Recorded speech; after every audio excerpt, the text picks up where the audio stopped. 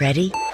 Live from Waterford and Dungarvan, this is Waterford at 1 News.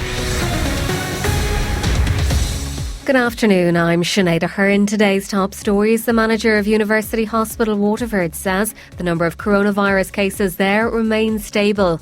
The Taoiseach says complacency is the new enemy in containing the spread of COVID. The director of Spree says things like festivals can wait. And in sport, Niall Quinn believes FIFA could be a potential source of income for struggling League of Ireland clubs.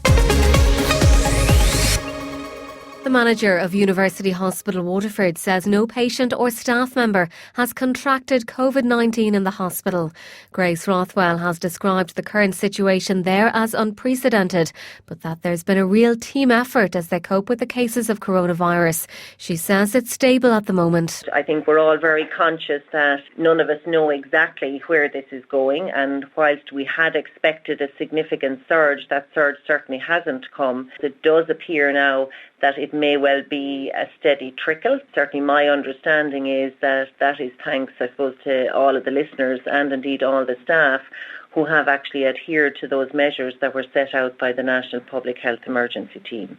There were 71 clusters of outbreaks in hospitals across the country up to now. However, Grace Rothwell says there's been no transmission of COVID-19 to patients or staff at UHW. Thankfully now we've had no contacts in the hospital for either staff or for patients. So that's quite a significant thing for us. And now other things we did was we commenced a staff pod where people in the community experienced delays in getting their test results.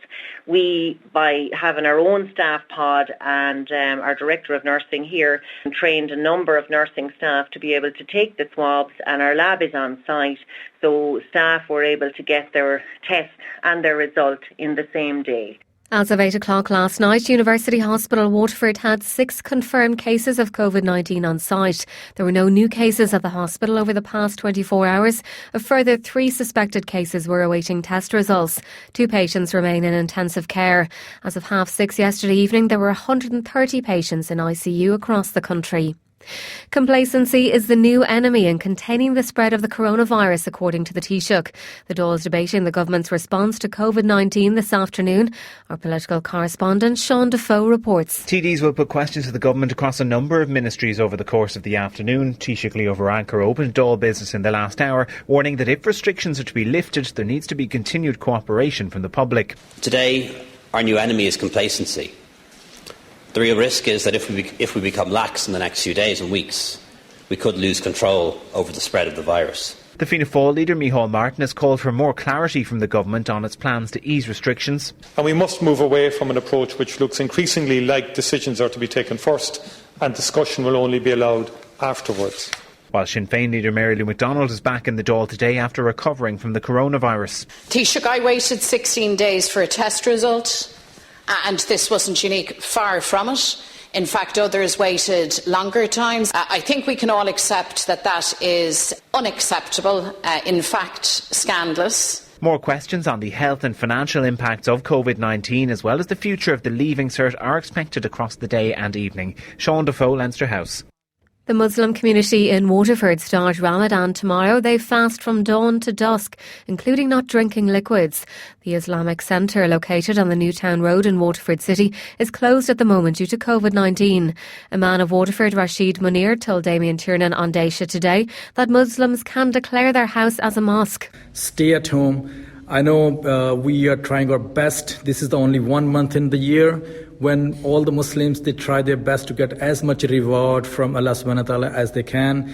They repent to Allah subhanahu wa ta'ala. But still there is no changes. The only one change is do not come to mosques. Do not go to mosques. Keep the social distancing. And this is very important. Colombia plans to go ahead with the previously announced dividend payout tomorrow. The global nutrition company, which is headquartered in the southeast, held their AGM virtually this week. Group Managing Director Siobhan Talbot says they've experienced limited disruption due to COVID-19 so far. After a good start to the year, we did see a softening in performance at the end of the quarter and into April as markets did become more volatile with the growing impact of the COVID-19 globally.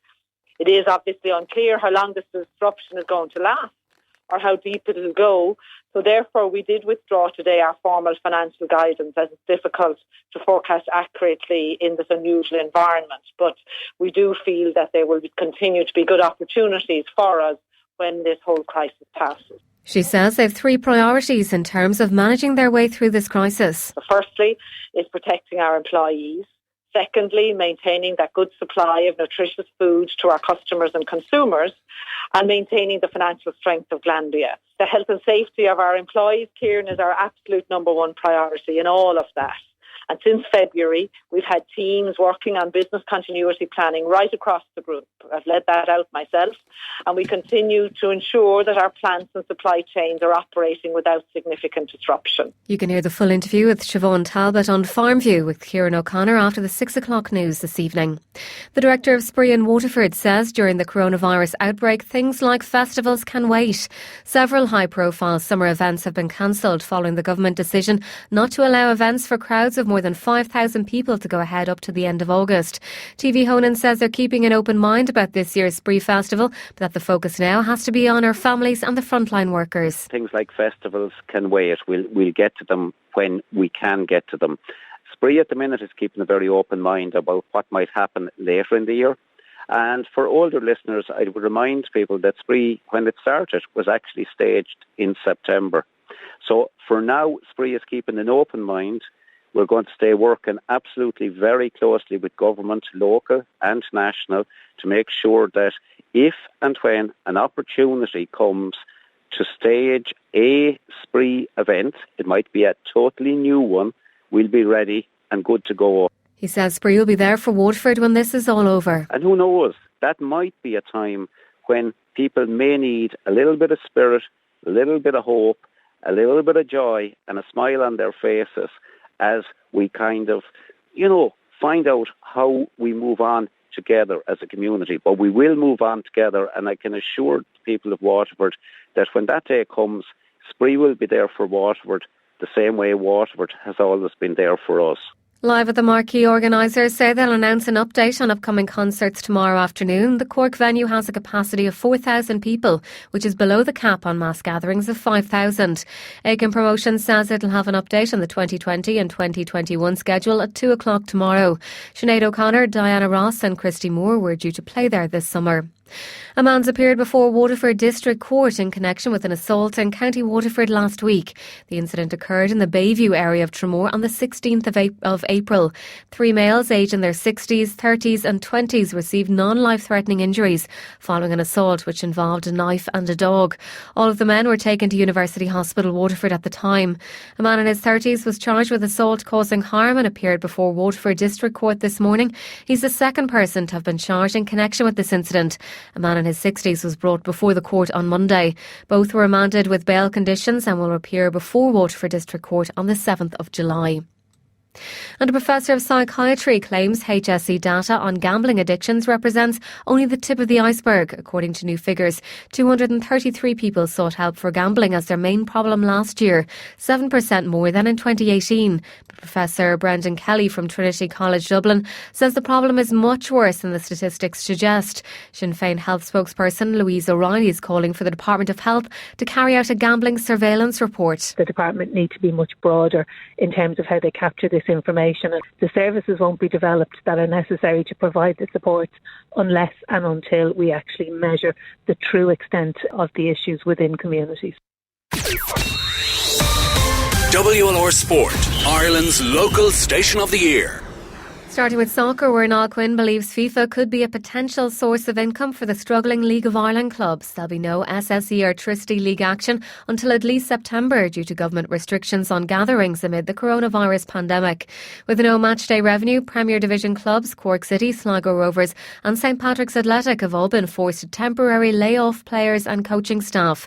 Quinn, who's the FAI's interim deputy CEO, feels the governing body of world football could help the struggling domestic league here. I think the announcement from FIFA that they were willing to contribute and they've expressed a public willingness to assist associations hit hard in the current pandemic. And we're looking at that as well, trying to put that together with a potential streaming revenue and say to clubs, this is what it all adds up to, and it's up to you now at this point where you want to go. So I think it's trying to inform the clubs of everything that's out there. UEFA have postponed the Women's Euro 2021 Championship for a year. The tournament was due to be played in England next year, but will now be played in 2022. In tennis, former world number one Andy Murray believes Grand Slam prize money could be distributed better to help lower-ranked players struggling financially. The tennis season was suspended in March due to the COVID-19 pandemic, and the shutdown will continue until at least mid-July. In an interview with CNN, Murray questioned whether the multi-million cheques given to Grand Slam winners could be spent better and elsewhere in the earlier rounds or the qualifying draws. Meanwhile, Roger Federer believes the time is right for the men's and women's governing bodies to merge. WLR asking you to stay at home. Our next bulletin is at 2.